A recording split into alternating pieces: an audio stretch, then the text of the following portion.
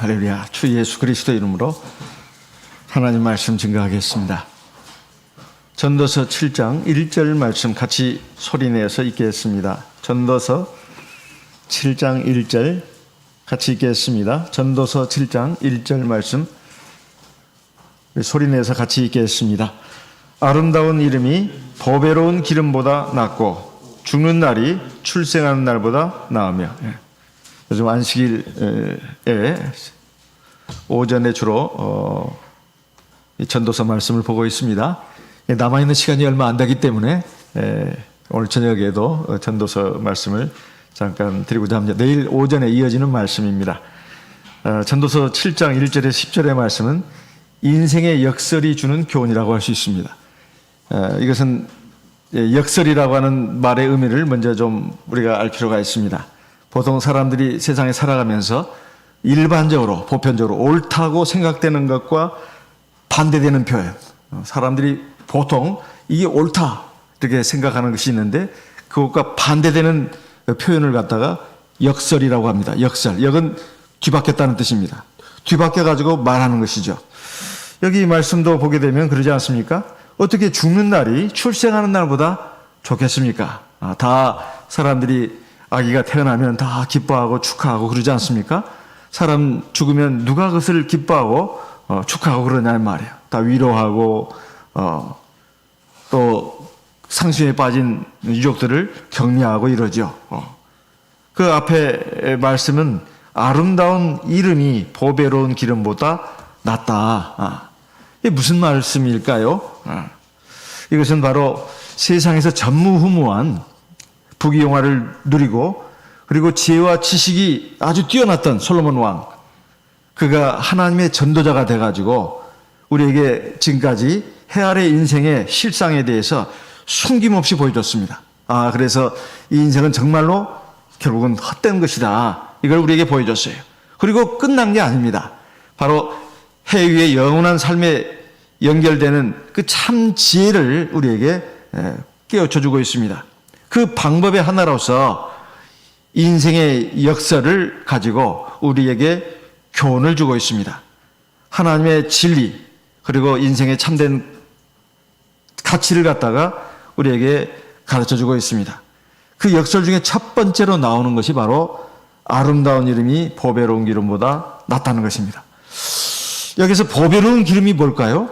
보배로운 기름이라고 하는 것은 원래 중동 지방에서 감람나무 열매에서 추출되는 아주 값비싼 향유를 가리킨다고 합니다. 그런데 여기에서 말씀하는 보배로운 기름은 상징적인 의미가 들어있습니다. 세상 사람들이 살아가면서 한 번밖에 없는 해 아래의 삶을 살아가면서 거의 다 공통적으로 많이 추구하는 게 있습니다. 우리가 다 알고 있다시피 돈입니다. 돈, 경제. 그 다음에 이제 명예와 권세죠. 그리고 세 번째는 쾌락입니다. 이것은 세상 모든 사람들이 이 나그네 인생길을 살면서도 다 하나같이 공통적으로 추구하는 것입니다. 그래서 사회에서도 상류계층이다, 중류계층이다, 하류계층이다, 이걸 뭘 가지고 나누느냐? 제1의 그 표준이 경제력입니다. 경제력. 경제력이 높은 사람들은 상류계층, 그보다 좀 못하면 중류계층, 그보다 못하면 이제 하류계층으로 이렇게 보지 않습니까? 여기는 주로 이제 명예라든가 뭐 학벌이라든가 세상의 명예, 권세 이런 것들이 다 이제 결부가 되어 있는 거죠. 그리고 이제 그걸 가지고 결국 사람이 뭘 하려고 그렇게 경제력을 갖추려고 하고 명예와 권세를 갖추려고 하겠습니까? 즐겁게 살기 위해서죠. 평안하게 살기 위해서입니다. 그게 쾌락 아니겠습니까? 이것이 바로 세상 사람들이 하나같이 다 추구하는 인생의 중요한 그런 목표입니다. 이걸 갖다가 전도자 솔로몬은 보배로운 기름이라고 상징적으로 표현했어요. 그에 대비되는 것이 뭔가 하면은 바로 아름다운 이름입니다. 아름다운 이름. 아름다운 이름이 보배로운 기름보다 낫다. 이렇게 말하고 있습니다. 여기서 이름이라고 하는 것은 사람마다 다 이름이 있잖아요. 그런데 이 이름은 그냥 겉으로 불려지는 그 어떤 사람의 이름을 말하는 게 아니고 그 이름을 부르면 그 사람이 떠오릅니다. 그 사람의 존재, 그 사람의 신분, 그 사람의 인격, 이런 것들이 다 떠오른다 이 말이에요. 그것을 상징하는 대명사입니다. 그래서 이름은 뭐 사람과 사람을 구분하기 위해서 이렇게 이름을 다 붙이지 않습니까? 근데 이름이 불려졌을 때 떠오르는 그 사람의 이미지가 있어요. 이미지가. 그 사람이 어떤 사람인가. 그 사람의 신앙, 그 사람의 성품, 그 사람의 삶의 모습이 사실 그 이 사람의 이름을 부를 때 거기에 다 들어있습니다. 그 이름을 부를 때 그 이름 속에 우리가 생각하는 이미지가 다 들어있다 이 말이에요. 그래서 이름을 뭐 좋은 이름을 많이 진다 이것이 꼭 중요한 게 아닙니다. 사실은 이름은 뭐 그렇게 뭐 특별하게 좋은 이름을 붙이지 않아도 이름은 평범해도 그 사람 자체가 훌륭한 사람이면 그 별것도 아닌 평범한 이름이 굉장한 이름으로 불리는 것입니다. 그래서 옛날 어른들이 뭐 사주팔자 관상을 따라서 획순을 따라서 이름을 어떻게 잘 지어야 애가 복을 못 받고 이것도 우상입니다. 사실은 이것도 우상이에요. 이름을 물론 나쁜 이름을 질 필요는 없습니다. 그래서 어떤 사람 보니까 참 신중한 사람이 되라 그래가지고 뭐 신중이라고 졌는데 성씨가 하필이면 임씨 아니겠어요? 임신중. 진짜 뭐 언젠가 그 공중파 방송에도 나왔더만요. 아버지가 자기는 자기 신자 돌림이라 해서 신복이라고 졌는데 하필 성이 임씨라는 거예요. 임신복. 그래가지고 막 굉장히 놀리면 간호사가 됐다고 그러네요. 그것도 출산 병원에서 근무하는 그 간호사가 됐다 해서 사실은 아주 유명한 간호사가 됐다고 그러는데 어쨌든 뭐 그 이름마다 다 아버지가 좋은 뜻으로 이름을 짓지만은 그 이름이 결국은 그 사람의 운명을 결정하는 것이 아니라 그 사람이 어떻게 살았냐에 따라서 이름이 빛나기도 하고 형편없는 이름이 되기도 하고 그런 것입니다. 그래서 아름다운 이름이라고 하는 것은 바로 좋은 평판으로 후세 사람들의 기억에 남을 만한 길이길이 남을 만한 이름을 말한다 하는 겁니다. 좀 더 정확하게 말하면 하나님과 사람에게 특히 하나님께 훌륭하다고 인정받음으로 인해서 얻게 되는 아주 진정한 좋은 평판을 가리키는 뜻이 들어 있습니다. 그래서 이 보배로운 아름다운 이름이 보배로운 기름보다 낫다고 하는 이유가 뭐나? 이것은 바로 우리 인생에서 우리 하나님의 백성들이 최고의 가치를 부여하고 추구해야 될 것이다 이 말이에요. 사실 보배로운 기름이라고 하는 것, 뭐 세상의 돈, 재물이죠. 그 다음에 명예, 권세, 그리고 쾌락.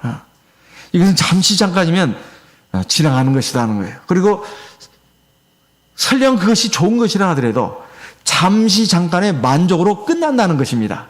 그것이 영원한 기쁨과 영원한 만족, 영원한 자랑거리로 남는 나올 것 같으면 그건 끝까지 그걸 붙들어야 합니다. 그런데 이것이 잠시 잠깐 누리는 기쁨과 즐거움, 만족에 불과하다는 거예요. 그리고 그것이 허무하게 사라져버린다는 것입니다. 그런데 아름다운 이름은 이건 절대로 그렇지 않다는 거예요. 이건 장차 천국에 들어가는 그러한 결정적인 근거가 됩니다. 그래서 영원한 생명과 영원한 행복을 누리게 하기 때문에 아름다운 이름이 중요하다는 거예요. 아름다운 이름이. 이건 겉으로 주민등록상에 그 이름을 말하는 게 아니라고 계속 강조하고 있습니다. 그 사람의 신앙, 그 사람의 인품, 그리고 그 사람의 삶의 모습, 이것이 총체적으로 담겨 있는 그 이름을 말한다 하는 것입니다. 그래서 성경에 보면 아름다운 이름이 보배로운 기름보다 남을 보여준 사람들이 많이 나옵니다. 그 중에 이제 대표적으로 먼저 우리가 꼽아보아야 할 사람이 마가복음 14장 3절 한번 같이 읽어보겠습니다. 마가복음 14장 3절입니다. 마가복음 14장 3절. 마가복음 14장 3절. 예수께서 베다니 문둥이 시몬의 집에서 식사하실 때에 한 여자가 매우 값진 향유 곧 순전한 나두 한 옥합을 가지고 와서 그 옥합을 깨뜨리고 예수의 머리에 부으니, 우리가 잘 아는 내용이죠. 막달라 마리아라고 알려진 이 사람이, 여자가 예수님이 식사하실 때 뒤로 와가지고 예수님 머리에다가 어찌 보면 그 여자의 그 전 재산이라고 할 수 있는 귀한 향유한 옥합을 갖다가 깨트려 가지고 예수의 머리에 부었습니다. 그리고 이것으로 인해서 거기 제자들한테 막 신란을 듣고 온갖 욕을 다 들었습니다. 그런데 예수님은 뭐라고 하셨느냐 하면은 8절에, 마가복음 14장 8절입니다. 저가 힘을 다하여 내 몸에 향유를 부어 내 장사를 미리 준비하였느니라. 9절, 내가 진실로 너희에게 이르노니 온 천하에 어디서든지 복음이 전파되는 곳에는 이 여자의 행한 일도 말하여 저를 기념하리라 하시니라. 사실 우리가 그 인간적인 눈으로, 객관적인 눈으로 보면 왜 이렇게 여자가 낭비를 하나, 이 제자들이 거기에 대해서 요구를 하고 비판하는 것이 그게 잘못된 것인가, 이런 생각이 듭니다. 그런데 예수님은 그게 아니다. 이 여자는 내게 좋은 일을 했다. 내게 좋은 일을 했다. 저 여인은 나의 장례를 지금 준비한 것이다. 그러면서 이 복음이 온 천하에 전파되는 곳마다 이 여자의 행한 일을 말해서 저 여자를 기념해야 한다, 이렇게 말씀을 했습니다. 왜 이렇게 칭찬을 했을까요? 인간적으로 봤을 때는 분명히 낭비라고도 할 수 있습니다. 그런데 예수님은 그 동기를 보신 거예요. 그 마음을 보신 겁니다. 자기를 갖다가 죽음에서 구원하신 생명의 구주시다, 이 말이에요. 그래서 이 생명의 구주께 내 가장 좋은 것, 가장 귀한 것을 드리겠다는 것입니다. 이것을 보신 거예요, 이것을. 그래서 그게 낭비가 안 된다는 것입니다. 마리아의 그 순수한 신앙을 보신 거예요. 마리아는 예수의 장례를 준비한다는 마음으로 과연 했을까? 우리가 이렇게 한번 생각해 볼 수 있습니다. 예수님이 거기에 해석을 붙인 것이라고 봐집니다. 어쨌든 이 마리아는 정말 자기 생명의 구주에게 내 가장 귀한 것을 드린다, 이런 마음으로 드렸는데 그것이 결과적으로 예수님은 내 장례를 준비한 것이다, 이렇게 말씀을 했습니다. 우리도 마찬가지입니다. 우리가 하나님 앞에 시간을 내서 이렇게 예배를 드리고, 그리고 하나님 앞에 11금 내는 것, 이것도 참 이게 간단한 게 아닙니다. 사실 소득의 11금을 내는 것에 대해서 세상 사람들은 어떻게 이렇게 그 돈을 그 교회에다 갖다 바치나, 이렇게 말합니다. 이렇게 말해요. 그렇지만 하나님의 말씀에 사실 다 네가 가진 것은 내가 준 것이고 다 내 것이다. 그렇지만은 10분의 1을 나한테 내라. 그러면 내가 너에게 복을 쏟아 부을 곳이 없을 정도로 쏟지 않은가 한번 봐라. 말라기에는 그런 말씀도 나오지 않습니까? 그렇지만 우리가 사실 11금을 낼 때에도 하나님 앞에 내가 복 받겠다는 마음으로 내는 건 아니잖아요. 하나님의 구원의 은혜에 감사하는 마음으로, 또 하나님이 나의 삶을, 육신의 삶도 지금 책임져 주고 계신다, 이런 믿음으로 내는 거잖아요. 그리고 하나님을 사랑하는 마음으로. 하나님을 믿고 사랑하는 마음이 없으면 낼 수가 없습니다. 그 아까운 돈을 어떻게 내냐 이 말이에요. 그런데 우리는 믿음으로 된다 이 말이에요. 하나님의 살아계심을 믿고, 하나님이 내 영혼과 육체의 아버지시고 내 구원자시고 내 삶의 세상의 모든 것들을 다 주관하신다, 이런 마음으로 내지 않습니까? 이 여인도 마찬가지입니다. 사실 자기의 전 재산이라고 할 수 있어요. 이제 어쩌면 결혼 지참금이라고 할 수 있습니다. 그런데 이것을 냈다 이 말이에요. 그래서 주님의 말씀대로 이 여자의 이름 마리아는 후세에 길이 남을 아름다운 이름을 남겼습니다. 반면에 가룟유다라는 사람이 있습니다. 이 마리아의 행동에 대해서 아주 비난을 했어요. 이거 턱없는 낭비하는 거다. 사실 그 주변에 그 제자들이 사실 이 가룟유다의 그 충동을 받아가지고 같이 휩쓸려가지고 이렇게 됐다고 보여집니다. 요한복음 12장 4절 말씀을 보겠습니다. 요한복음 12장입니다. 요한복음 12장 4절. 요한복음 12장 4절.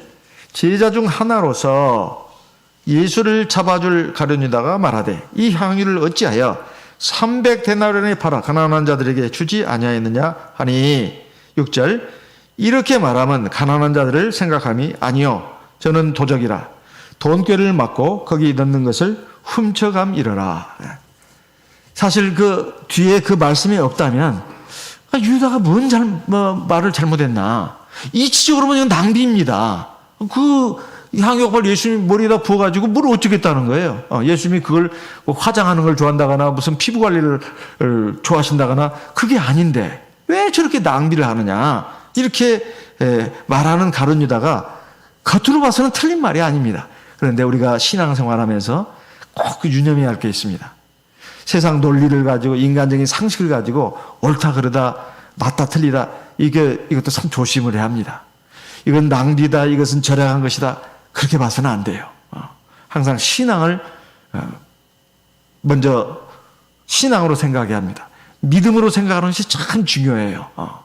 그래서 사실 정말 하나님을 위하는 마음으로 정말로 그렇게 했다면 그리고 자기가 막 그냥 무슨 아나무인격으로 자기 마음대로 뭘 한 것이 아니고 다 함께 겸손한 마음으로 하나님을 위하는 마음으로 이렇게 상의해서 다 이렇게 했다면 설령 그것이 나중에 보니까 효율이 떨어진 거야. 효율이 떨어졌습니다. 그때 좀 판단을 좀 잘못한 것 같아요. 괜찮습니다. 괜찮아요. 왜냐하면 하나님은 우리의 그 모든 걸 다 알고 계십니다.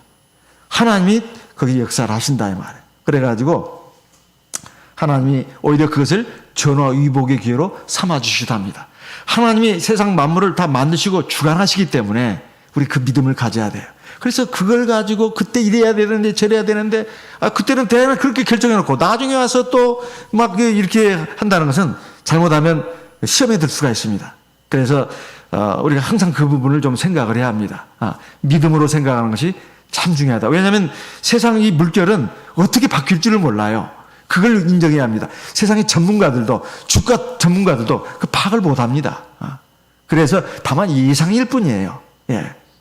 그러니까 너무 지나치게 우리가 세상적인 관념으로 이렇게 생각하는 것은 좀 위험할 수가 있다 하는 것입니다. 그렇다 해서 무분별하게 아무렇게나 해도 된다 그 말은 아닙니다. 그 말은 참고는 할지언정 하나님의 말씀 뜻을 생각하는 것이 굉장히 중요합니다. 설령 사람의 지혜가 부족해서 좀 상식이 부족해가지고 좀 어설프게 결정했다 하더라도 정말로 하나님을 위하는 마음으로 하나님의 뜻을 생각하면서 했다면 하나님이 그걸 완벽하게 또 이끌어 가십니다. 그래서 우리가 가정적으로나 개인적으로나 가정적으로나 교회적으로나 혹은 총회적으로 마찬가지입니다. 이 원리를 항상 기억해야 합니다. 사람이 자기 꾀에 빠진다는 말이 있어요. 자기 딴에 굉장히 아주 이것저것 다 계산해가지고 치밀하게 이렇게 계산해가지고 딱 해서 하잖아요. 잘한 것 같죠? 하나님이 함께 하지 않으면 그게 어리석은 꾀가 될 수가 있습니다. 자기를 나중에 찌르는 칼이 될 수가 있어요. 그러니까 제일 중요한 것은 신앙이라는 거예요. 이것이 바로 이 막달라 마리아가 예수님의 머리에 향유를 부은 사건과 밀접한 관련이 있습니다. 그래서 이 가룟 유다는 물론 객관적으로 옳은 말을 하니까 제자들이 다 거기 동요한 거 아니에요? 물론 다 동요는 안 했지만은 마태복음에 보시게 되면 마태복음에 보게 되면은 바로 이 부분에 대해 또 이 사적이 나오는데 마태복음 26장 6절로 16절에 보면 제자들이 그렇게 나옵니다. 제자들이 그러니까 적어도 2명 이상의 제자들이 이 가룟 유다의 이 말에 충동이 된 겁니다. 말이 합리적이고 설득력이 있기 때문에 충동이 되는 거예요. 가룟 유다 말이 설득력이 없는 게 아닙니다. 설득력이 있어요. 그런데 사실은 주님에 대한 어떤 신앙이라든가 하나님의 말씀과 뜻을 헤아리고 순종하는 신앙 자체가 없었습니다. 그저 재물만을 보배로 생각하는 거예요. 그리고 자기 탐심을 채우려는 더러운 욕망이 있었을 뿐입니다. 하나님께서는 그의 언행을 정확하게 보셨어요. 그래서 요한복음 12장 6절에 보면은 이렇게 말하면 가난한 자들을 생각함이 아니요 저는 도적이라 돈꾀를 맞고 거기 넣는 것을 훔쳐감이러라. 여기 보면 요한복음이라고 되어 있지 않습니까? 사도 요한이 앞에 마태, 마가, 누가복음을 보고 그걸 참고로 해서 이제 성령의 인도하신 것 계시를 받아가지고 이 요한복음을 기록한 거 아니겠습니까? 이 구절을 넣게 했습니다. 그러니까 하나님이 그 다 마음을 꿰뚫어 보시기 때문에 사도 요한에게 계시를 주셔가지고 그때 가룟 유다가 그런 의도로 한 것이다 이렇게 알려주신 것입니다. 그래서 가룟 유다는 후세에 아주 불순종을 대표하는 악명으로 이름을 떨치게 됐습니다. 이것은 정말로 얼마나 부끄러운 이름입니까? 제가 전주이시라고 했습니다. 제가 참 부끄러운 사람이 이완용이에요. 진짜로. 그렇지만은 제가 이시지만은 자랑스러운 인물도 있습니다. 바로 충무공 이수신 그리고 세종대왕. 아주 참 저는 자랑스럽게 생각합니다. 근데 이완용 생각하면 참말로 참 치가 떨립니다. 어쨌든 역사상의 인물도 보면은 나라와 민족의 아주 자랑스러운 인물, 참 존경하고 싶은 인물이 있는가 하면 정말로 저런 인간이 나타났는가 그런 생각이 드는 인물도 있습니다. 두 번째, 우리가 성경에서 정말로 아름다운 이름을 남긴 사람이 있습니다. 한평생 고통 속에 살다 죽은 거지입니다. 누가복음 16장 19절 말씀을 보겠습니다. 누가복음 16장 19절. 누가복음 16장 19절. 한 부자가 있어 자색 옷과 혼 베옷을 입고 날마다 호월하게 연락하는데 20절.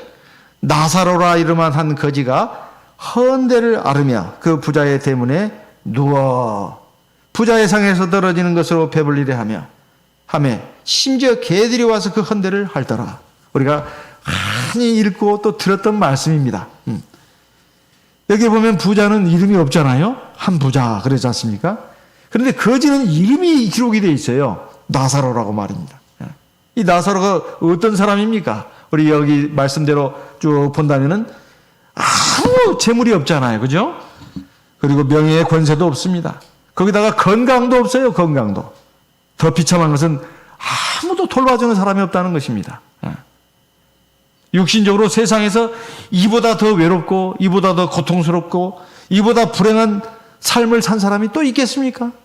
저는 지금까지 뭐 책을 통해서든 아니면 뭐 세상에 살아오면서 지금까지 많은 사람들을 보면서 성경에 나온 이 거지 나사로보다 더 비참하게 산 사람이 있을까? 없을 거라는 생각이 듭니다. 그런데 여기에 나사로는 이름이 다 기록됐다 이 말이에요.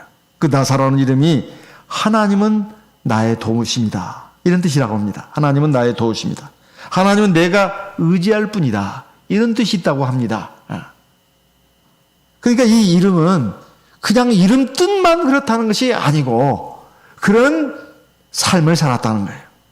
오직 하나님만을 믿고 바라보고 의지하면서 신앙으로 산 사람이다 이 말이에요. 그래서 어떻게 됐습니까? 성경에 이름이 기록됐다는 거예요. 그냥 기록이 되고 끝났습니까? 그러면 아무 의미가 없잖아요. 값어치가 없잖아요. 그 다음을 우리에게 알려주는 것입니다. 육체의 죽음은 누구에게나 다 옵니다. 이 거지도 마찬가지였어요. 육체의 죽음이 왔지만 동시에 천사들이 와서 그를 받들어 가지고 하늘나라로 데려갔습니다. 하나님의 낙원으로 데려갔어요. 누가복음 16장 22절에 보니까 이에 그 거지가 죽어 천사들에게 받들려 아브라함의 품에 들어가고 그랬습니다. 이건 하나님의 낙원에 들어갔다는 말입니다. 이게 얼마나 영광스러운 일이에요. 영원한 삶이 펼쳐진 거 아니겠습니까? 그에 반해서 부자는 어떻습니까? 부자는 어떠냐 말이에요. 세상에 이보다 더 행복하게 산 사람이 또 있겠나 싶어요. 부자라고 했으니까 돈 걱정 없잖아요. 살아가면서 참 돈 걱정하는 것만큼 참 어쩔 때는 초라하고 참 궁색하고 때로는 부끄럽고 이런 느낌이 들 때가 없는 건 또 없는 것 같아요. 너무 사람이 너무 진짜 초라해 보인다 이 말이에요.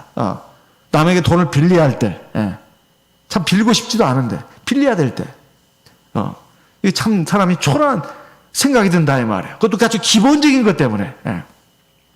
뭐 집을 더 좀 늘리기 위해서 누구한테 좀 더 돈을 대출받는다거나 빌린다거나 이런 것은 크게 부끄러운 거 아닙니다. 뭐 사업을 하기 위해서 사업자금이 좀 필요합니다. 좀 대출을 받는 것도 누구에 빌리는 거 이것도 부끄러운 일이 아니에요. 또 아이들 학비를 위해서 좀 돈을 좀 빌리는 것 이것도 부끄러운 일이 아닙니다. 근데 기본적으로 먹고 사는 이 생존의 문제를 가지고 돈이 떨어졌을 때 이것만큼 비참한 일이 없어요. 근데 이 사람은 그 반대잖아요. 아주 호화로운 삶입니다.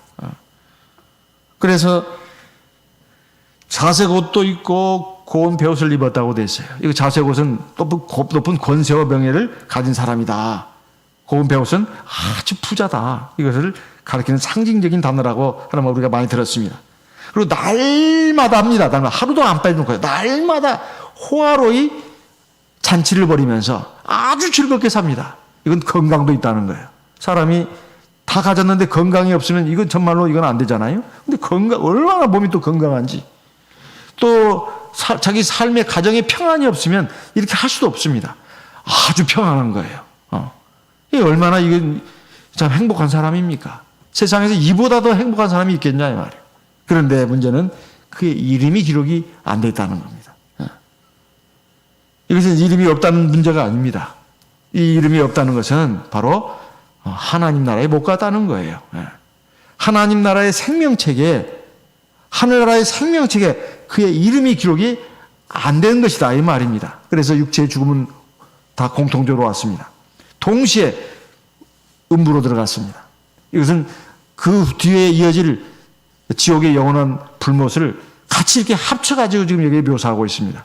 원래 음부에 지옥에 불못이 있는 건 아닙니다만 같이 어차피 음부에 들어간 사람은 영영한 불못에 떨어지게 돼 있으니까 같이 이렇게 비우니까 같이 뭉뚱그려서 말씀한 거예요. 예수님이. 이거 얼마나 고통입니까? 그것도 영원한 고통이다 이 말이에요. 그럼 앞에 세상에 살 때 몇십 년 그렇게 호화롭게 행복하게 산 것이 아무것도 아닌 것이 됐고 오히려 그 반대가 됐습니다. 그것이 바로 사실상 지옥에 들어가는 그 근거가 됐다는 거예요. 이게 얼마나 무서운 일입니까? 세상에서 잘 사는 것이 죄입니까? 죄는 아니에요. 근데 그것 때문에 하나님을 믿지도 않고 하나님 말씀을 귀뚱으로 안 듣고 그냥 이 세상에서 그냥 먹고 마시고 즐기는 그 삶만을 최고로 알고 산 그 결국이 뭐냐 이 말이에요. 그렇다면 차라리 거지 나사로의 삶을 택해야 되지 않겠습니까? 우리는 다 약하기 때문에 그래도 거지 나사로 나보고 살라면 나는 못 살겠습니다. 아마 거의 다 그럴 겁니다. 거의 다 그럴 거예요. 그렇다면 우리가 부자의 삶을 동경하고 부러워하고 그거 못 살아가지고 다 가슴을 치면서 울부짖고 그냥 우울하고 짜증나고 나 살 맛이 안 난다고 이게 되겠냐 이 말이에요. 그러면 안 된다 이 말입니다. 하나님이 나에게 주시는 대로 그저 내가 먹을 거 입을 것만 있어도 감사라고 디모데전서 6장에도 나오지 않습니까?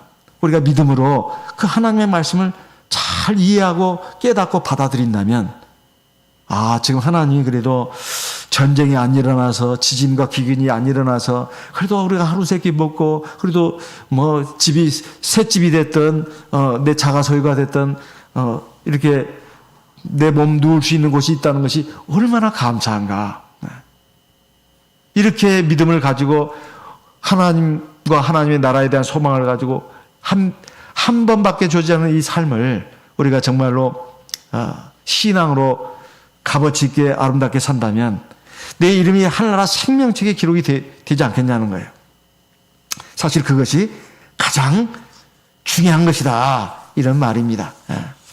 그래서 우리가 이 아름다운 이름이 기록된 거지 나사로를 종종 생각할 필요가 있습니다. 그래도 내가 거지 나사로보다는 낫지 그러잖아요. 근데 그 생각을 잘 안 한다 그 말이에요. 그냥 그건 비유의 말씀이지. 자꾸 그렇게만 생각하는 그런 경향이 있어요. 수십 년 믿음 생활했습니다. 한두 해도 아니에요. 10년, 20년 믿음 생활하고도 아직도 이 비유의 말씀을 깨닫지 못하고 있는 성도들이 있다면 참 아직 그 하나님 나라에 들어갈 준비가 안 돼 있구나. 하나님이 그렇게 우리를 책망하실 수도 있습니다. 그래 내가 거지 나사로보다는 그래도 얼마나 나은 삶을 살고 있는가. 참 하나님께 감사하다. 내가 그것이 중요한 게 아니라 거지 나사로 같은 내가 입장에 있다면 나도 저런 신앙을 가질 수 있을까? 진짜 부끄럽네. 하나님 내가 부족합니다. 하나님 나를 불쌍히 보세요.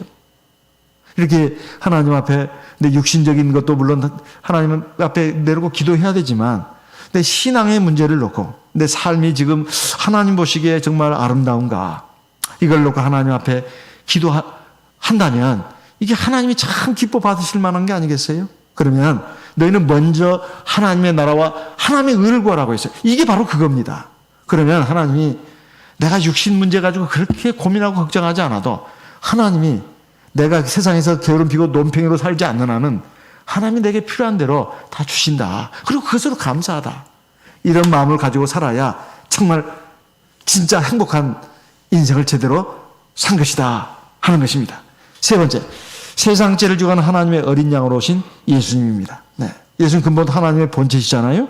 그렇지만 하나님과 동등됨을 여길 것으로 취할 것으로 여기지 아니하시고 자기를 비워서 종의 형체를 가지고 이 세상에 오셨다고 했습니다. 사람들과 같이 되었다고 했어요. 그래가지고 죽기까지 하나님 뜻에 복종했다고 했습니다. 빌립보서 2장 5절 말씀부터 읽어보겠습니다. 빌립보서 2장입니다. 빌립보서 2장 5절 너희 안에 이 마음을 품으라. 그는 근본 하나님의 본체시나 하나님과 동등됨을 취할 것으로 여기지 아니하시고 오히려 자기를 비하 종의 형체를 가져 사람들과 같이 되었고 사실 이 말씀만 제대로 또 깨달은다면 참 이게 굉장히 충격입니다. 하나님이 뭐가 아쉬워서 그 하나님 나라 하나님이 얼마나 존귀하신 분입니까? 얼마나 영화로운 분이냐 이 말이에요. 그리고 얼마나 아무 부족함이 없는 분이냐 이 말이에요. 근데 뭐가 아쉬워서 그 하나님의 영광의 그 자리를 벗어나 가지고 빛에 난 사람의 몸을 입고 그것도 이 종과 같은 모습으로 오셔가지고 그래가지고 됐습니까? 8절에 사람의 모양으로 나타나셨으며 자기를 낮추시고 참 이게 쉬운 일이 아닙니다. 자기를 낮추시고 죽기까지 복종하셨으니 뭐예요? 하나님의 뜻에 하나님의 말씀에 죽기까지 복종했다. 쉬운 일 아닙니다. 우리는 살아가면서 하나님이 내 뜻대로 도와주기를 원해요. 항상 내 욕심, 내 뜻, 내 기대, 내 꿈, 내 소망 하나님 내 기도 좀 들어주세요. 이러지 우리가 언제 하나님 앞에 하나님 뜻이 뭡니까? 내가 죽어도 내가 거기에 순종하겠습니다. 이러지 않잖아요. 내 요구만 자꾸 내 꿈만 내 욕심만 막 들이내밀죠. 하나님이 나에게 바라시는 그 말씀, 뜻 여기에 내가 복종하겠다. 내가 죽는 한이더라도 거기에 복종하겠다. 이러지는 않잖아요. 대부분. 그런데 주님은 그렇게 하셨다는 거예요. 심지어 십자가에 죽기까지 하셨다는 겁니다. 근데 그 결과가 뭐냐 이 말이에요. 이게 참 중요하지 않습니까? 9절 같이 읽어보겠습니다. 이러므로 하나님이 그를 지극히 높여 모든 이름 위에 뛰어난 이름을 주사 그랬습니다. 엄청나게 뛰어난 이름을 줬다는 거예요. 우리 다 뭐 당연한 말씀같이 우리가 아는데 사실 우리에게 본을 보여주신 거예요. 너도 그래라. 너도 세상에서 내가 죽기까지 하나님의 뜻에 복종하고 내가 딱 나를 낮추고 그러면 사람들은 다 바보라고 합니다. 저 바보 아니야? 아니라는 거예요. 그래서 하나님의 말씀과 뜻에 내가 어떤 손해가 오더라도 복종을 한다. 근데 인생이 그렇게 영원히 간다면 진짜 손해입니다. 진짜 바보짓 한 거예요. 인생이 영원하고 끝없이 가는 거라면 진짜 바보짓 한 거예요. 진짜 바보 멍충입니다. 그런데 바보가 아니에요. 인생은 끝난다는 것입니다. 이게 아주 결정적인 것이에요. 끝나고 나서 영원한 삶이 펼쳐진다는 거예요. 나의 이름도 주님처럼 저기 높은 이름을 준다는 거예요. 그래서 하나님 보좌 바로 가까이에 높은 자리를 차지하게 된다는 것입니다. 그건 지극한 영광과 존귀함을 주신다는 거예요. 10절 하늘에 있는 자들과 땅에 있는 자들과 땅 아래 있는 자들로 모든 무릎을 예수의 이름에 꿇게 하시고 11절 모든 입으로 예수 그리스도를 주라 시인하여 하나님 아버지께 영광을 돌리게 하셨느니라. 우리가 가장 아름다운 이름을 우리도 이렇게 주님처럼 또는 막달라 마리아처럼 그리고 거지 나사로처럼 남기려면 어떻게 해야 되겠습니까? 첫째는 가장 중요한 것은 내 이름이 하늘나라 생명책에 기록이 되는 것입니다. 이게 제일 중요한 거예요. 사람이 과연 어떻게 해야 가장 아름다운 이름을 가질 수 있을 것인가? 세상에서 돈 많이 벌고 출세하고 성공하고 또 어떤 깜짝 놀랄만한 기적이사를 행하고 이것이 아닙니다. 하나님 앞에 내가 구원받아가지고 내 이름이 하늘나라 생명책에 기록이 되는 것, 이거보다 더 귀한 게 없어요. 누가복음 10장 17절 말씀을 읽겠습니다. 누가복음 10장입니다. 누가복음 10장 17절입니다. 누가복음 10장 17절 70인이 기뻐 돌아와 가로되 주여 주의 이름으로 귀신들도 우리에게 항복하다이다. 이거 얼마나 놀라운 일이에요? 70인 제자들이 전도 활동을 마치고 돌아와 가지고 주님 앞에 보고하는 내용입니다. 주님, 주님의 이름으로 우리가 꾸짖으니까 그 귀신들도 다 우리 앞에 항복하고 물러났습니다.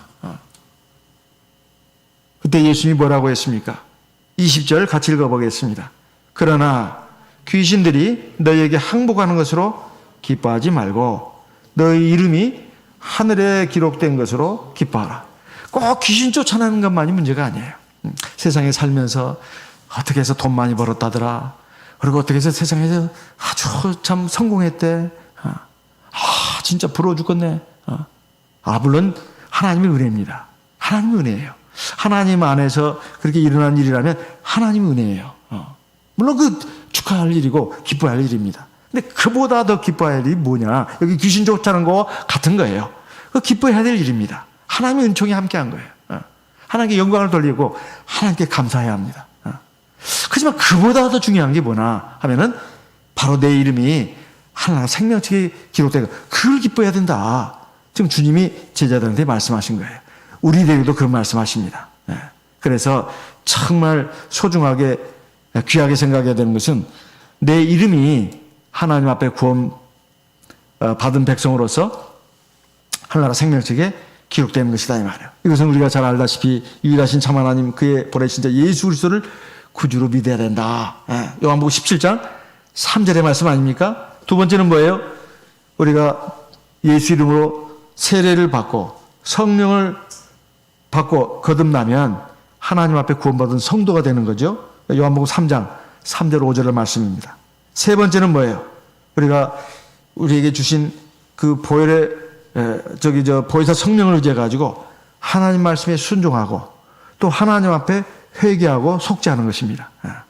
그러면 우리가 이제 거룩함을 이뤄가는 거잖아요. 하나님 앞에 거룩함을 이뤄갑니다.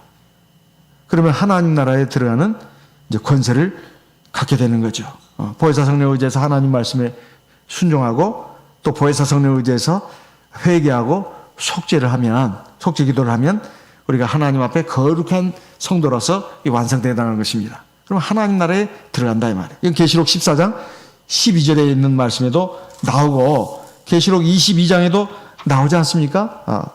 날마다 세마포를 빠는 사람 성에 들어갈 권세를 얻는다 이렇게 나오지 않습니까?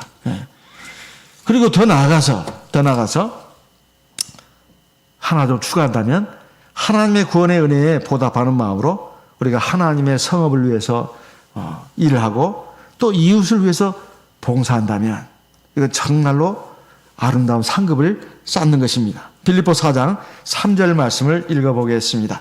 빌립보 4장 3절 우리 소리내서 같이 읽어보겠습니다. 빌립보서 4장 3절 말씀을 같이 소리내서 읽어보겠습니다. 또 참으로 나와 멍에를 같이 한 자 네게 구하노니 복음에 나와 함께 힘쓰던 저 부녀들을 돕고 또한 글레멘드와 그 외에 나의 동역자들을 도우라. 그 이름들이 생명책에 있느니라. 이 하나님 말씀이 이게 단단하게 한 구절로 나와 있잖아요. 빌립보 4장 3절. 그냥 귀한 말씀입니다. 자, 여기 보면 바울 사도가 참 일 많이 하고 하나님 앞에 참 충성스러운 일꾼이고 그래서 그 이름이 굉장히 빛나 보입니다. 근데 아무 이름도 없이. 자, 사도 바울이 하나님의 일을 하는데 와서 막 이게 같이 도와줍니다. 그것이 뭐 별로 또 아닌 일인 것 같은데, 그런데 사도 바울이 말합니다. 나와 함께 복음에 함께 힘쓰고 같이 돕던 그런 사람들, 그 이름들이 하나님의 생명책에 있느니라. 이 얼마나 귀합니까? 우리가 그래서 교회 와서 하나님 앞에서 내가 누구 사람을 보고 하는 게 아니라 하나님을 생각하면서 내가 할 수 있는 형편대로, 그렇지만 최선을 다해서 하나님의 일에 같이 이렇게 협조를 한다면 누가 뭐 알아주고 못 알아주고 그게 문제가 아닙니다.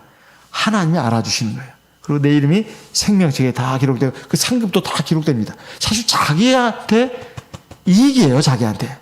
남한테 이익이 아닙니다. 누구 도와주는 게 아니에요. 사실은 자기한테 좋은 거예요. 그리고 그것이 꼭 하나나라 생명책에만 기록되는 게 아닙니다. 사실 그런 수고하는 모습을 보고 하나님이 복을 그 자녀들에게도 내려주시기도 합니다. 이런 간증도 제가 여러 번 들었어요.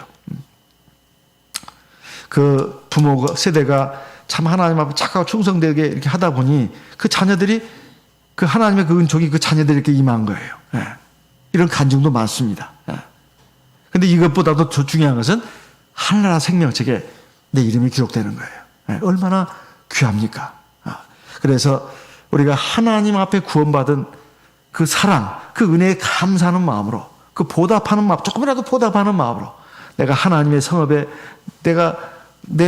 내게 있는 것이 뭐가 됐든 간에 시간이면 시간, 아니면 몸이면 몸, 아니면 뭐 지식이면 지식, 뭐 예능적인 소질이면 소질, 아니면 또는 뭐 무슨 기술이면 기술, 이런 걸로 하나님 앞에 봉사한다면 하나님이 칭찬하시고 복을 주십니다. 내 이름이 또 생명책에 기록된다 이 말이에요. 그리고 뿐만 아니라 우리가 교회 여러 형제들뿐만 아니라 또 세상에 나가서도 이방인들이잖아요. 하나님의 이런 양들입니다. 그들에게 우리가 이 선행을 하는 것도 하나님 다 기억하십니다. 결국은 자기한테 좋은 거예요. 자기한테. 남에게 뭐 시간 쓰고 돈 쓰는 것이 내 손에다 그렇게 생각하면 안 됩니다. 사실은 나한테 유익한 거예요. 그러니까 절대 이것을 가져야 합니다. 이게 신앙이에요. 하나님 말씀은 거짓말이 없습니다. 그러니까 자기가 복받기 위해서 그렇게 하셔야 된다 이 말이에요. 그것이 바로 아름다운 이름이다 이 말이에요. 세상에서 사는 모든 사람의 삶은 결국 허망한 것으로 종결됩니다. 세상의 재물, 빛나는 명예, 권세, 그리고 쾌락, 이것을 총치하는 아름다운 기름, 이것은 결국은 세상에서 해 위에 하나님과 연결만 된다면 아주 아름답게 값어지게 쓰일 수가 있어요. 그게 무조건 안 된다 그 말이 아닙니다. 해 위에 하나님, 해 위에 영원한 나라와 연결만 된다면 아주 값지게 쓰일 수가 있어요. 그런데 그것 없이 그것만을 추구한다면 이것은 정말로 허망한 것이다. 그래서 어떤 사람의 신앙, 성품, 그리고 삶의 모습을 총치하는 그 아름다운 이름, 이것은 세상에 어떤 보아도 비교할 수 없는 정말로 값어치 있는 것입니다. 그리고 참된 것입니다.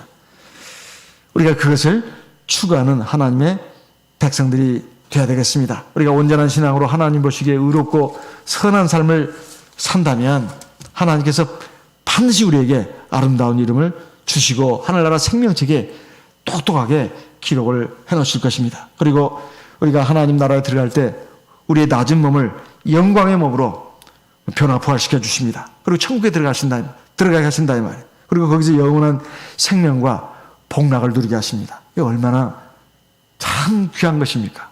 그래서 우리가 세상에 살 때 정말 보배로운 기름보다도 아름다운 이름을 내가 꼭 남겨야 되겠다.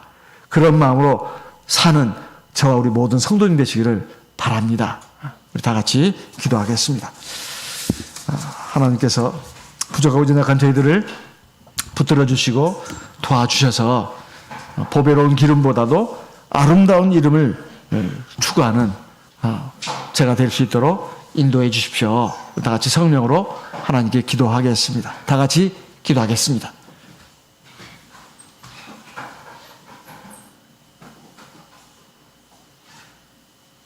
할렐루야. 주 예수 그리스도 이름으로 기도드려옵나이다. 할렐루야. 주 예수 그리스도 이름으로 기도드려옵나이다.